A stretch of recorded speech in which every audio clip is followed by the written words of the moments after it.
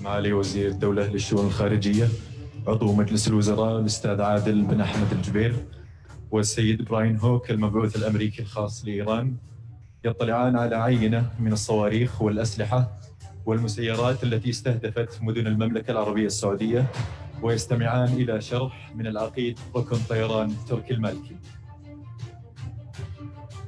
The Minister of State for Foreign Affairs and member of the Council of Ministers, Mr. Adel Al Jubeir, and the U.S. Special Representative for Iran, Mr. Brian Hook, taking a look at some of the drones, ballistic missiles, and weapons that targeted the cities of the Kingdom of Saudi Arabia.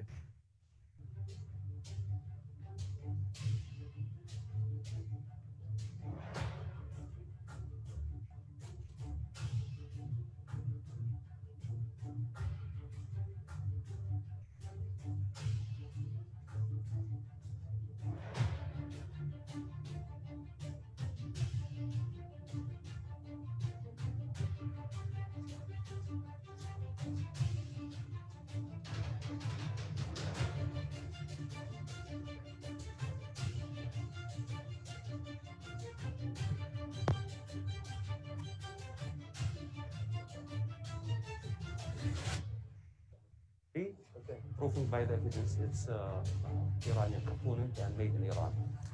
The same thing, what you can see there is the ballistic missile have targeted Riyadh and targeted the civilian object on 28th March.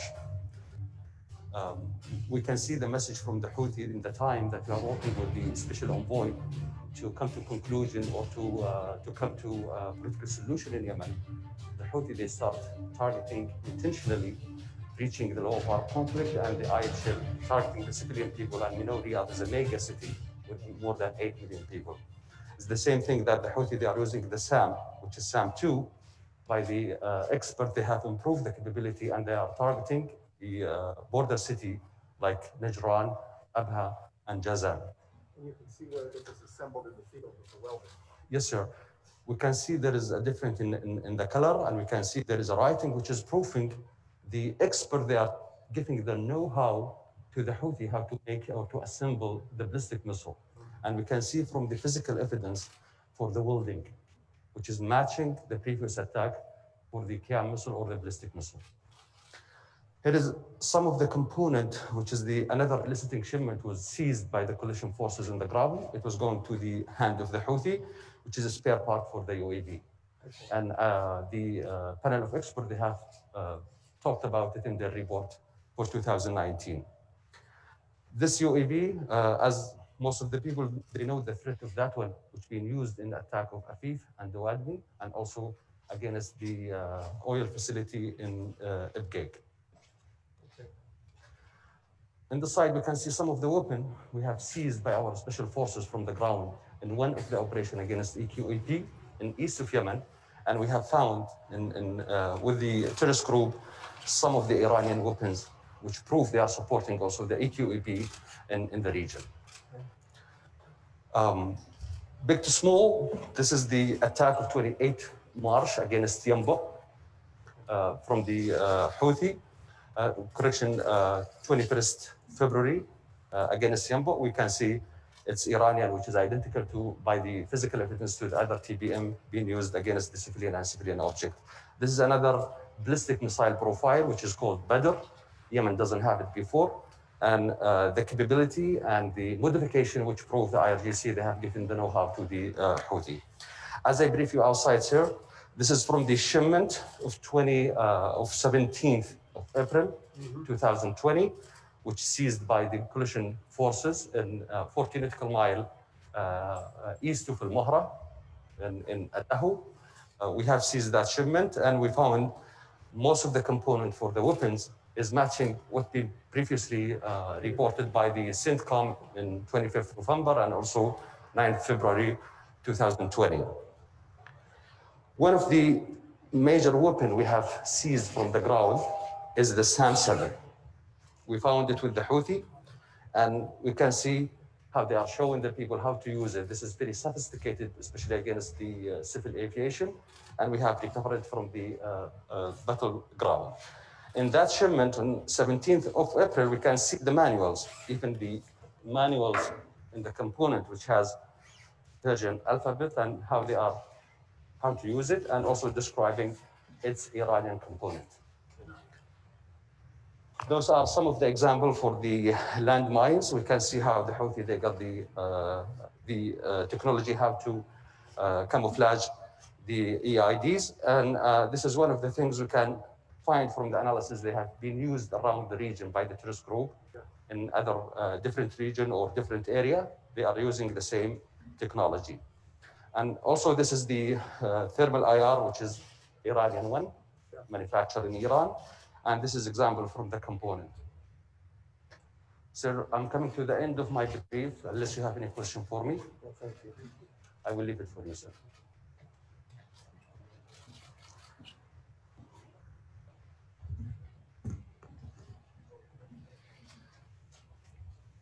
نرحب بكم في المؤتمر الصحفي لمعالي وزير الدولة للشؤون الخارجية عضو مجلس الوزراء الأستاذ عادل بن أحمد الجبير ومبعوث الولايات المتحدة لإيران السيد براين هوك.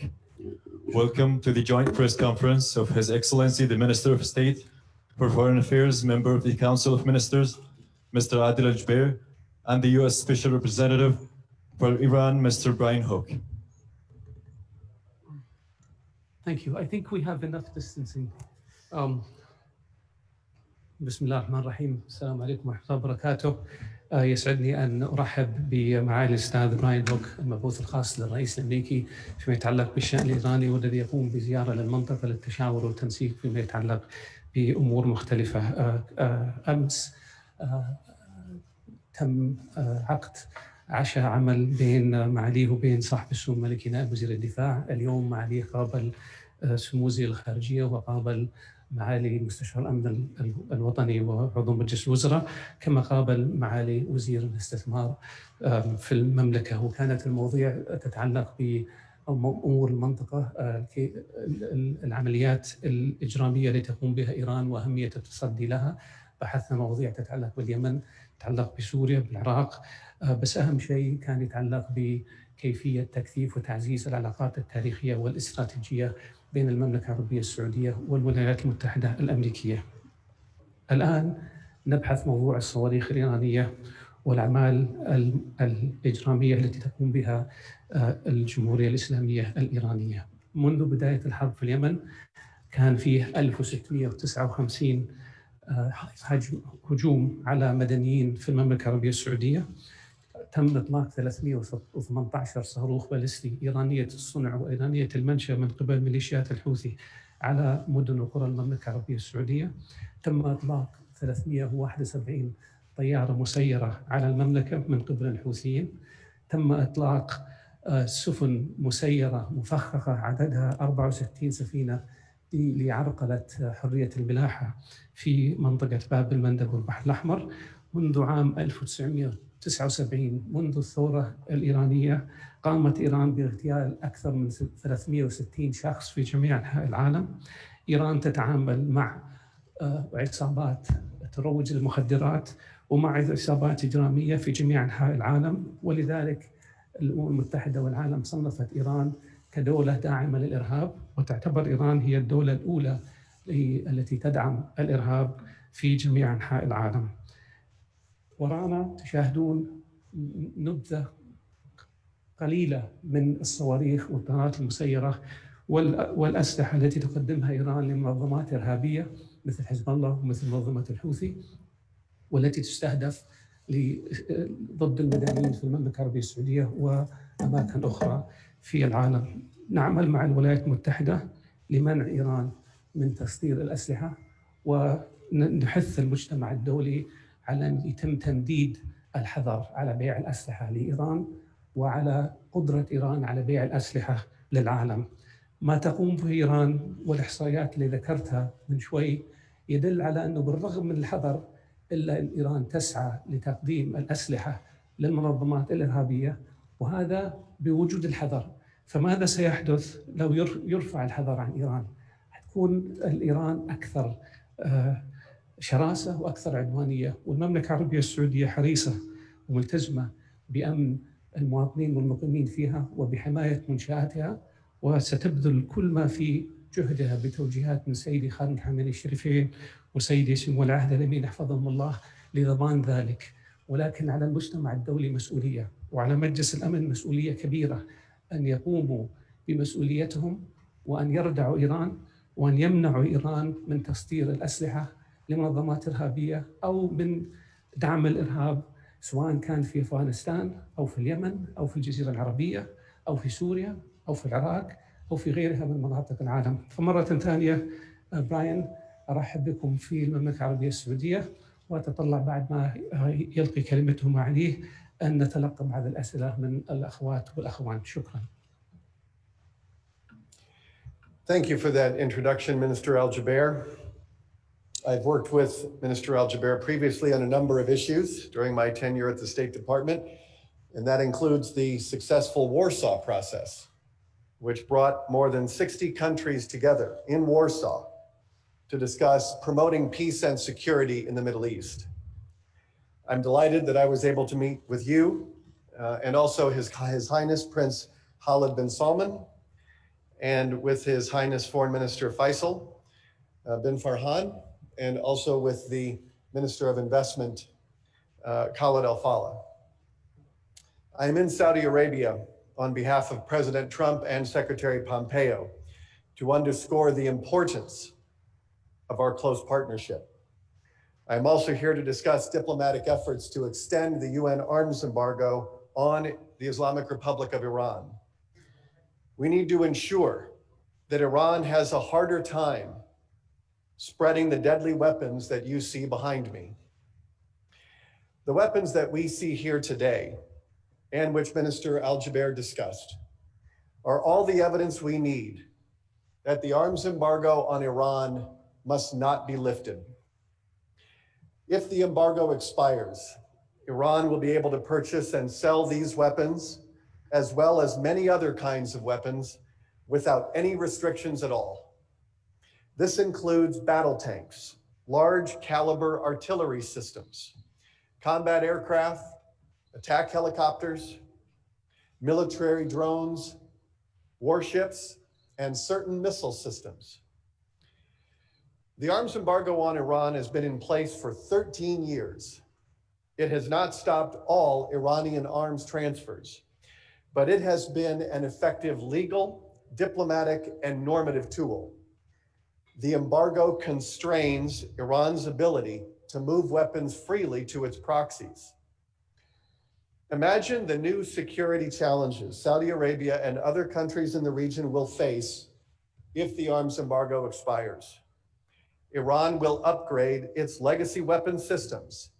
It will acquire new and sensitive technologies that it could either re-export to its proxies in the region or use to increase the range and lethality of its current stockpile of missiles and rockets. Iran would upgrade its maritime capabilities and pose an even greater threat to international shipping and freedom of navigation. No leader that I have talked to thinks this is a good idea, especially leaders from countries in the region who are on the front lines of Iranian aggression. Lifting the ban on Iran will only embolden the regime and drive greater instability in the region. This is not an outcome that the UN Security Council can accept. The Council's mandate is clear: to maintain international peace and security. Allowing the UN arms embargo to expire is a betrayal of this responsibility. Even worse, it would trigger an arms race in the one region of the world that needs it least. The United States will ensure that this never happens. Until Iran changes its behavior, stops providing lethal aid to its proxies in the gray zone, and stops attacks targeting its own neighbors in the region, the arms embargo must continue. and with the strong support of countries like Saudi Arabia and UAE and Bahrain, it will. If the world fails to act, it should expect greater instability and even more violence. Since 2016, nearly 400 missiles and rockets have been fired into Saudi Arabia from Yemen. This would not be possible without Iran transferring weapons to the Houthis, which it is continuing to do. 2 recent interdictions of Iranian weapons took place off the coast of Yemen as recently as November and February. This is in violation of UN Security Council Resolutions 2231 and 2216. I can assure you, these will not be the last interdictions of Iranian weapons destined for Yemen. In fact, I was briefed today of another significant interdiction of deadly weapons destined for the Houthis to attack Saudi Arabia, a G20 country. As Saudi Arabia and others are working with the UN Special Envoy, Martin Griffiths, to find a political solution to the conflict in Yemen, Iran continues to pour advanced lethal weapons into the country. De-escalating violence in Yemen is challenging, but the kingdom's leaders are pursuing the right approach. The Saudis and the Yemeni government are working with the UN and the international community in pursuit of a negotiated end to the conflict. American leaders are actively supporting these efforts. Just look at what Saudi Arabia has done. It has supported the proposals of the UN Special Envoy concerning a permanent ceasefire. It has supported confidence-building measures to open Sana's airport and essential main roads. It has supported civil servant salaries. And it has resumed political consensus building to achieve a comprehensive political solution. Let's contrast this with Iran. Nothing could be more disruptive to peace efforts than what Iran is doing. Iran's leaders are rejecting diplomacy, fueling instability, and worsening the suffering of innocent Yemenis. Saudi Arabia and the United States provide aid and humanitarian relief to the Yemenis, while Iran provides the Houthis with missiles, UAVs, and other advanced deadly weapons. Saudi wants the war to end. Iran wants endless war. The contrast could not be starker. Here's a simple question for the international community to consider. If the embargo expires, do we think conflicts like Yemen will get better or worse? We should expect they will get much worse, not only in Yemen, but across the region where Iran arms its proxies. If Iran is so boldly defying Security Council resolutions now, do you think its behavior will improve with fewer restrictions? The United States will continue to stand with Saudi Arabia, as President Trump and Secretary Pompeo have made clear repeatedly. We have been close partners with Saudi Arabia for 70 years, and this will remain so well into the future. This includes our close security partnership. We have deployed multiple air defense systems to the kingdom and the Arabian Peninsula, twice extended the deployment of carrier strike groups, and deployed an additional 18,000 service members to the region. We also continue to partner with Saudi Arabia on a range of other issues, from energy security to economic prosperity, and we will continue to work together to build a more stable and secure Middle East. But if arms restrictions on Iran lapse and expire, a stable Middle East will be that much harder to achieve. The international community cannot allow this to happen. And that is why I stand here today with Saudi Arabia and other countries in the Gulf to call on the Security Council to extend the UN arms embargo on Iran. The Security Council must listen to countries in the region. They are unanimous in their view that the last thing this region needs is more Iranian deadly weapons. We must extend the embargo to give stability in the region a real chance. Thank you, and Minister Al Jubeir and I look forward to taking a few questions. Time for questions. نبدأ باستقبال أسئلتكم.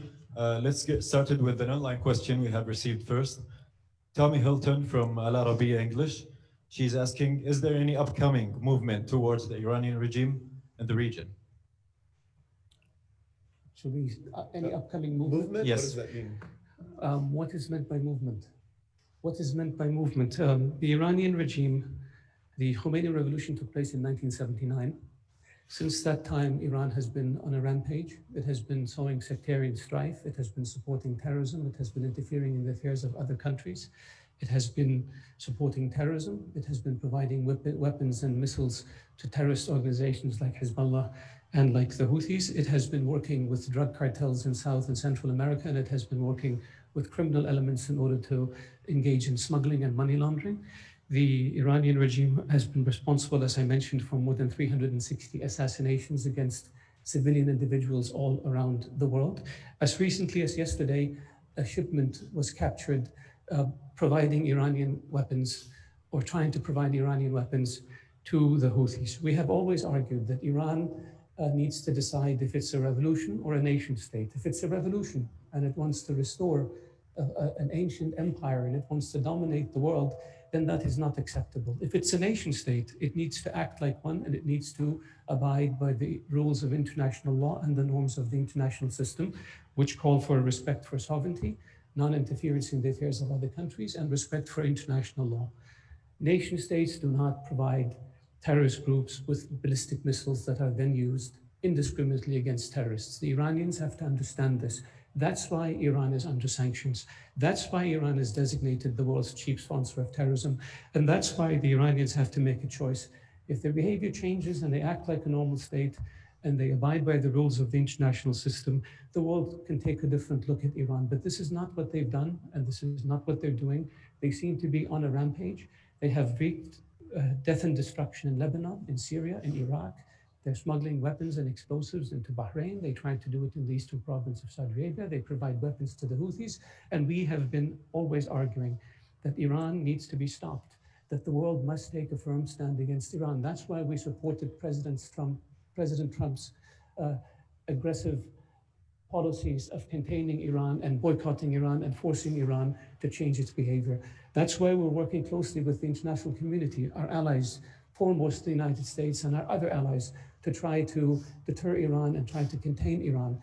It is really up to the Iranians to decide if it's better for them to provide a standard of living for their people, or if it's better for them to waste their resources on pushing death and destruction. There are two visions in the Middle East, as I said before, a vision of light and a vision of darkness. The vision of light seeks to improve the standard of people, empower youth, empower women.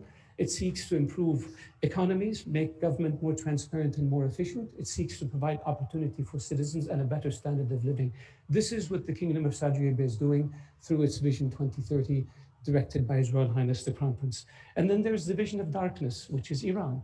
It focuses on death and destruction, sectarianism, interfering in the affairs of other countries, denying their people the opportunity to improve their lives, denying their people services. I don't believe that since the JCPOA was signed, that Iran used the resources it received in order to build roads and schools and hospitals. Quite the contrary, those resources went to support death and destruction in Syria, Iraq, and Yemen. Thank you. I agree with everything Minister Al Jubeir just described. And I think the question was about Iranian movement in the region. Here's what we see. We see the Iranian model under a lot of duress in the region. It's a very bad model for the region, for all the reasons that Minister Al Jubeir described.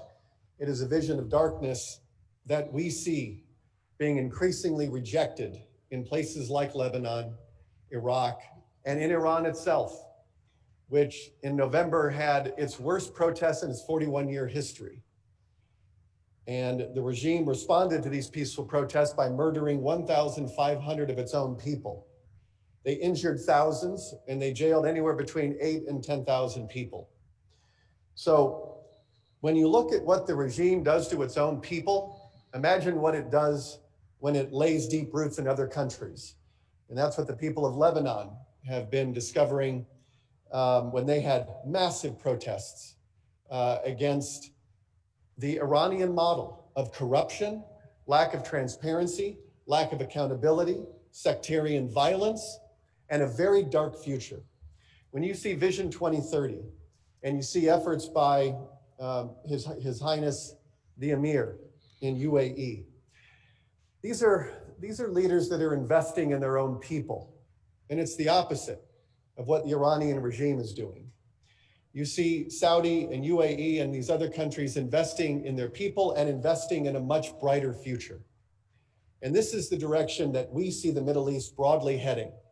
And we see very positive trend lines for countries that invest in their people, and those that rob their people, as the Iranian regime has done, are losing support for that kind of model because it's a failed model. And we very much support the economic reforms that are taking place here in the kingdom, the economic vision that His Highness the Crown Prince has put forward. But we see this all around the Middle East. And when you see Iran coming into your country, bad things follow. And none of them are good for the people of these countries. Any other questions?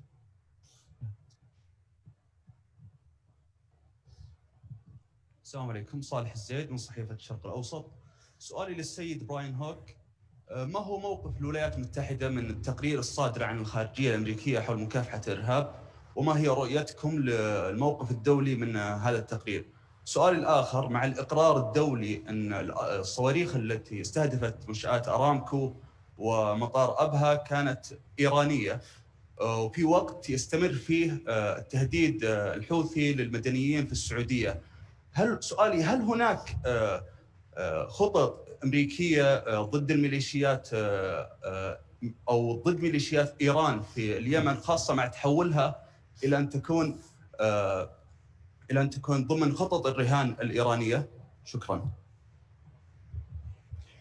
I think it was for you. I would need a translation. Oh, okay. The question was the Iranians are support, or the U.S. report on terrorism that came out, State Department, and what steps the U.S. would take, and then also the United Nations has determined that the missiles that were launched against Saudi Arabia were Iranian built and Iranian delivered, and that the Iranians provide this to militias in Yemen. And what is the U.S. policy with regards to dealing with those militias in Yemen? Did I cover it? Tomorrow there will be a meeting of the UN Security Council, and it will be an opportunity for the UN Secretary General to provide a report of the experts, UN experts, who will present their findings on a number of issues that are of great concern to Saudi Arabia. We know that Saudi Arabia has been attacked from the north by Iran with Iranian missiles, as they did on the attack on Abqaiq. And we also know that Iran attacked Saudi Arabia from the south through the Houthis. And this is the kind of violations of the UN arms embargo, multiple UN arms embargoes, that ought to give pause to the UN Security Council. Because if this is what Iran is doing under the cover of darkness, imagine what they will do in broad daylight when restrictions are lifted on how they can organize, train, and equip their proxies with conventional weapons. And I described here in my remarks the kind of things that we're looking at. Attack fighter jets, attack helicopters, warships, submarines, missiles that have a range of 300 kilometers. I'll also mention, courtesy of the Iran nuclear deal, that more missile restrictions are scheduled to expire in 2023. So the Iran nuclear deal starts unraveling in 4 months, and it's going to continue to unravel until there is nothing left of the deal. I think a lot of people overlook the fact that the Joint Comprehensive Plan of Action is temporary. It expires. And it set a very low bar for Iranian nuclear compliance. And we have also seen, which should be of enormous concern to the international community, and it's been underreported by the media, that Iran was called out by the IAEA Board of Governors and by the IAEA Director General for denying UN inspectors access to suspicious sites, nuclear sites. And they are also refusing to answer very basic questions that are presented by UN inspectors. And this is the kind of behavior that Iran is notorious for. They play cat and mouse with the IAEA, and that is something which, when we're talking about nuclear weapons, we have got to take that very seriously. So there was a vote in the Board of Governors, and the vote was 25-2. The text was led and negotiated by the UK, France, and Germany. It was voted down by Russia and China. And we think that both Russia and China, as nuclear powers, have a special responsibility to uphold the non-proliferation architecture that has been so essential for the safety and security of the world. We have another online questions. ممكن Yeah, sure.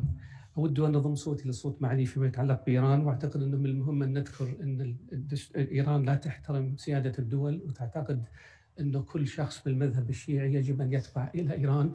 هذا كأنه إيطاليا تقول أنه كل واحد بالمذهب الكاثوليكي يجب أن يكون تحت سيطرة إيطاليا وليس تحت سيطرة دولهم، وهذا أمر مرفوض.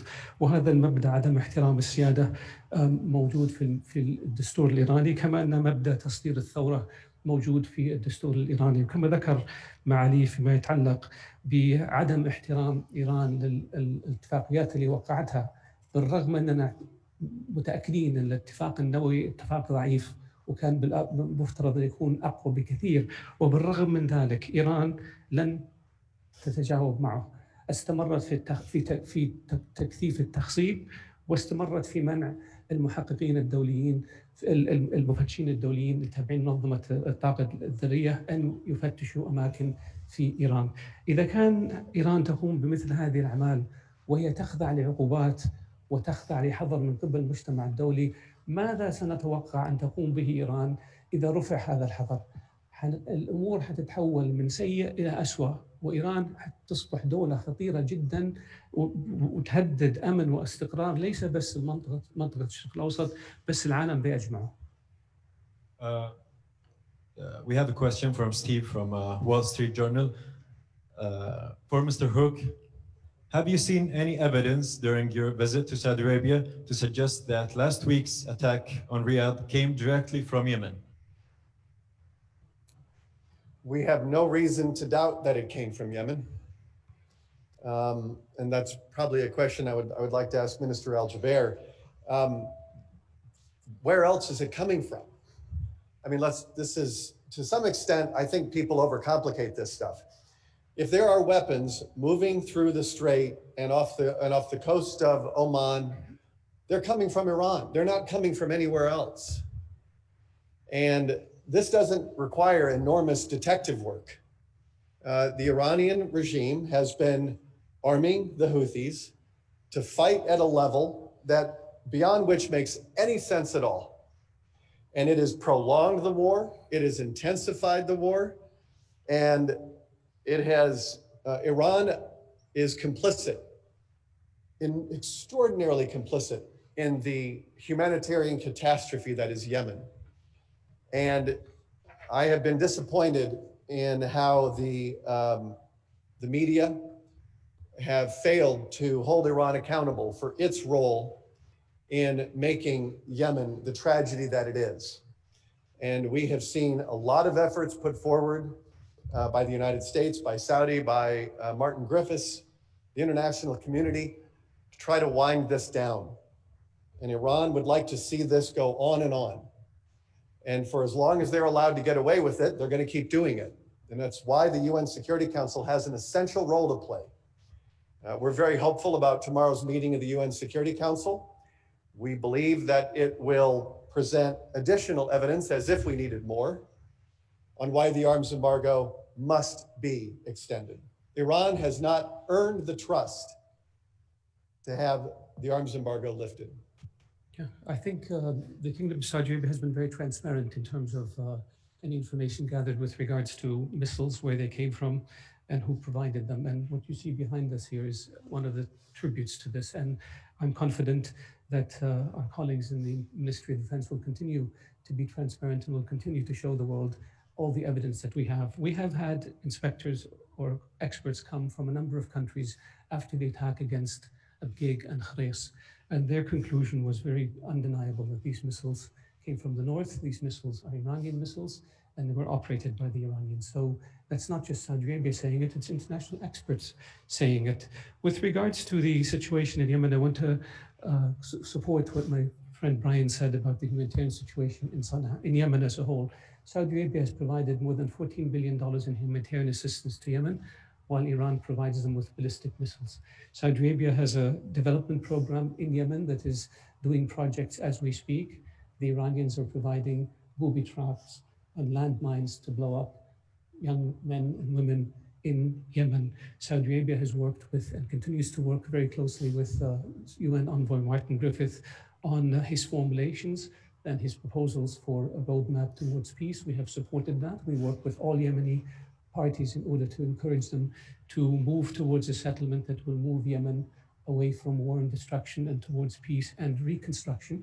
The Iranians are doing the opposite. I don't recall, I haven't lived that long, but I haven't read anything that was written over the past 2,000 years that showed that Iran laid one brick to build a hospital or a school in Yemen. All they've been doing is providing this items in order to enhance death and destruction in Yemen. So we call and we work with our Yemeni brethren to try to extract Yemen from this tragic situation, and we will continue to expend every effort in order to be able to save Yemen from continued violence. Questions?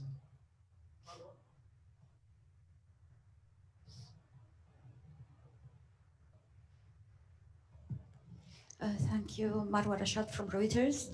My question to Your Excellency is what has Saudi Arabia told Russia and China to do in terms of Iran arms embargo?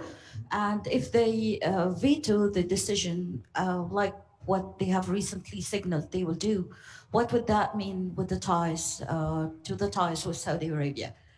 We are consulting with all the countries on the Security Council in terms of the issue of the importance of continuing the arms embargo against Iran.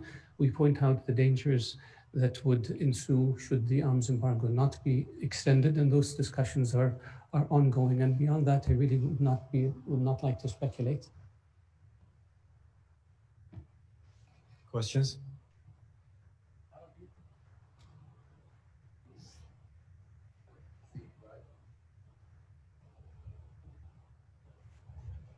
سيد براين هانس فيان from Arabia Channel. راح أسأل سؤال من شقين. السؤال الأول could you use the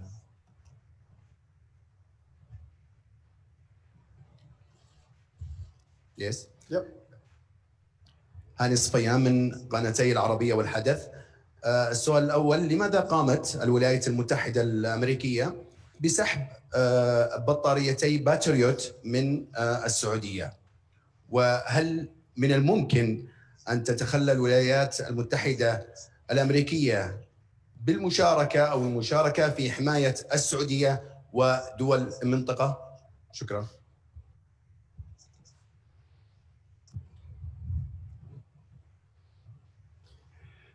I think people have been guilty of over-interpreting that decision. We reposition our defense assets around the region as part of routine global force management. And we maintain robust in-theater air defense capabilities. We routinely circulate troops and assets to address emerging threats and to maintain readiness. DoD has very strong capabilities here in the region. We have air defense, and that exists to address any Iran-related contingencies as needed. And we also maintain readiness to augment these capabilities on very short notice. DoD is going to continue to work with Saudi armed forces to strengthen regional air defense capabilities. This is a long-term multilateral effort. From my experience here, I mentioned this earlier in my remarks, we've flown an additional 18,000 troops to this region.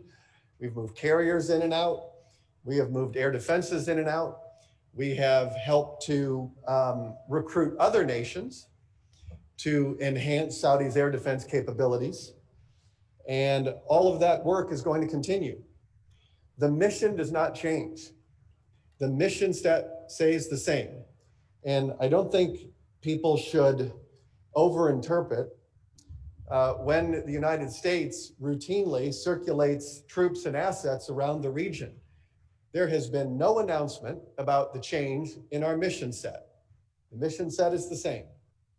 Saudi Arabia is a very close security partner of the United States. We share many of the same threats, and we share a very similar threat assessment. The Iranian regime will never be allowed to acquire a nuclear weapon, period. We very much believe that Iran has a problem being at peace with its neighbors. The United States and Saudi Arabia oppose Iran's ballistic missile testing and its missile proliferation, which takes the lives of Saudis, and it also threatens the lives of Americans who are here in Saudi Arabia. The Houthis have been very indiscriminate about their attacks throughout the kingdom. We have many Americans here. And the attack on the airport in Riyadh, which was conducted with a missile of one of these size, that could have hit any airplane coming from anywhere around the world. And we need to do everything we can to deter this kind of behavior. The council has a responsibility, and its responsibility is to not let a 13-year arms embargo expire on the world's leading state sponsor of terrorism. This would be malpractice. Sam Kelly from CNN. Iran just issued 36 arrest warrants for President Trump and others over the killing of Soleimani and asked Interpol for red notices to be sent out on them. What do you think? Well, this is another political stunt by the Iranian regime. It doesn't surprise us. It's the kind of propaganda that I think we're certainly used to. Interpol, our assessment is that Interpol does not intervene and issue red notices that are based on political nature. And this is a political nature. This has nothing to do with national security, international peace, or promoting stability. And so we see it for what it is. It's a propaganda stunt that no one takes seriously and makes the Iranians look foolish. If I may add, I think this is very laughable, and it should be on the Colbert Show.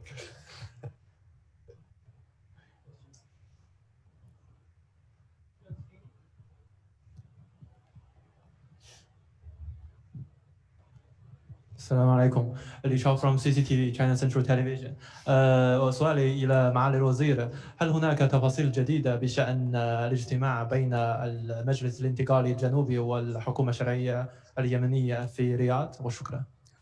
المملكة العربية السعودية تعمل عن قرب في توحيد صف المكونات اليمنية، وبالذات بين المجلس الانتقالي وبين الحكومة الشرعية والمملكة العربية السعودية بتوجيهات من خادم الحرمين الشريفين وسمو ولي عهد اليمين حفظهم الله، وبعمل مباشر من قبل سمو نائب وزير الدفاع تعمل بشكل مستمر لتقريب الأوضاع بين الأطراف. كما تعلم تم توقيع اتفاق الرياض، والآن نعمل مع جميع الأطراف لمحاولة تنفيذ وتطبيق هذا الاتفاق، والآن نأمل بخير إن شاء الله.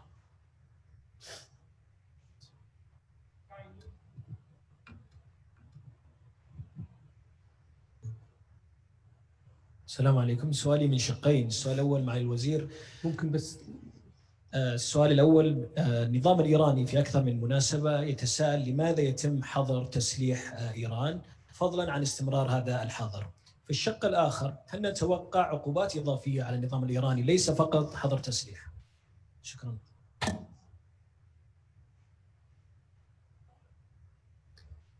Could you repeat your first question? النظام الإيراني، أولا أنا حمد المحمود من سكاي نيوز عربية. النظام الإيراني في أكثر من مناسبة يتساءل بأنه لماذا يتم حظر تسليح هذا النظام الإيراني فضلا عن استمرار هذا الحظر. الشق الآخر أيضا نعيد مرة أخرى بأنه نحن نتساءل أيضا هل سنتوقع عقوبات إضافية على النظام الإيراني فضلا عن استمرار حظر الأسلحة. شكرا.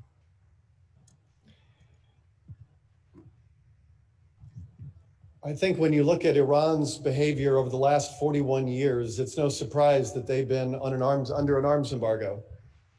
The IAEA referred Iran's nuclear program to the Security Council in 2005. That led to a multilateral sanctions architecture imposed on Iran. In the process of that, starting in 2007 under Resolution 1747, Iran was placed on an arms embargo that would prohibit Iran from moving conventional weapons to its beyond Iran. And then in 2010, the Security Council enlarged the arms embargo to include, it prohibited member states from selling conventional weapons to Iran. And that was in place, and it's been in place ever since. That is scheduled to expire in 4 months. The Iranian regime exploited the Iran nuclear deal and used it as cover to run an expansionist and sectarian foreign policy. I remember in 2014 that Iran claimed that it was in possession of 4 capitals. President Trump and Secretary Pompeo over the last 3 years have challenged that claim because we have, Iran today is in a state of financial collapse. And so are some of its partners like Hezbollah. And so we have been very effective at denying Iran the revenue that it would otherwise spend on weapons production and weapons proliferation. And this pressure campaign that we've had has been very effective. And we have also exposed the Iranian model for what it is. And I think that's why we're seeing more and more people around the Middle East reject the Iranian model. And that's going to continue. It's being rejected by the Iranian people. In November, you had protests in all 31 of Iran's provinces. And you saw people tearing down images of Iranian leadership and demanding a more representative government.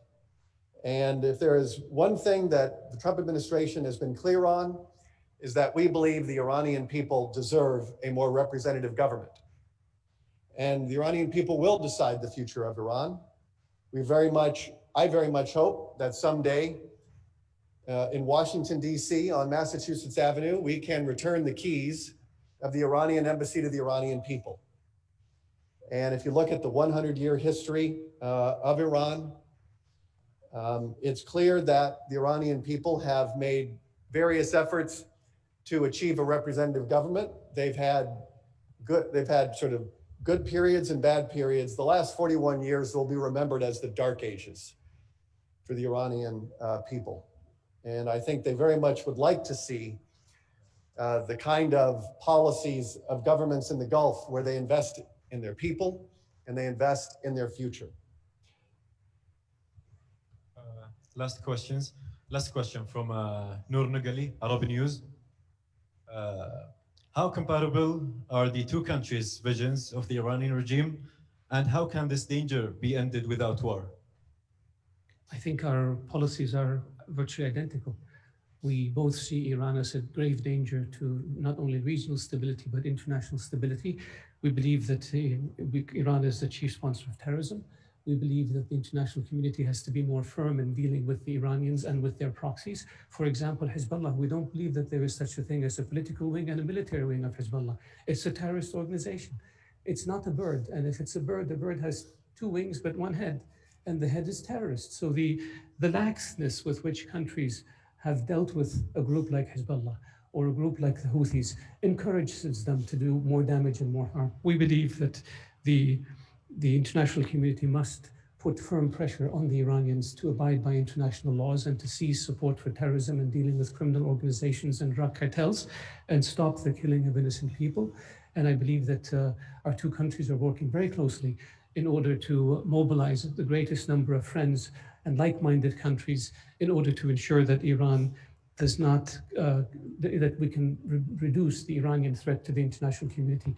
We both wish for nothing more than Iran to be a normal country that lives in the international community the way other countries do, respects international law, respects sovereignty, non-interference in the affairs of other countries, and that it gets out of the ballistic missile and terrorism programs that it's on. But unfortunately, we haven't seen this. What we have seen is with every passing year, the Iranian regime becomes more ideological, it becomes more aggressive, and it enhances its interference in the affairs of other countries, and contributes therefore to the death and destruction of innocent people, not just in the Gulf, in Europe, in South America, in Asia. This behavior is not acceptable, and that's why we believe strongly in working together in order to deter Iran and push back against Iran. Agree with everything Minister Al Jubeir said there. I would also add that when I was in the UN Security Council in 2007, I was the lead negotiator for Resolution 1737. And that's when we had the arms embargo first put into place. And I'm very proud of the fact that it was a unanimous vote in the council. The P5 were unanimous, and so were the 10 elected members of the council. And you also had, when the arms embargo was enhanced in 2010, you also had the P5 unanimous. I think it's important on something like the Middle East, where the 5 permanent members of the Security Council we are invested in this region being more peaceful and more stable. And we have a shared interest in that. We also have a shared interest in Iran never acquiring a nuclear weapon. And I think that we all would like to see Iran at peace with its neighbors, instead of always in the business of deniable attacks through its proxies. And I'm very hopeful that we will be able to work as the 5 permanent members of the council to reach an agreement so that we can help this region, which does not need any more weapons. We have more than enough weapons. This is a fraction of the kind of deadly arms that have made their way not only here in Saudi Arabia, but around the Middle East. So this is a good time for the council to do the right and necessary thing. And I'm still going to be very hopeful and optimistic about our diplomacy. I have yet to hear anyone argue on national security grounds that it's a good idea for the arms embargo to expire. Thank you, Excellencies. Thank you so much. Thank you, everyone. Shukran.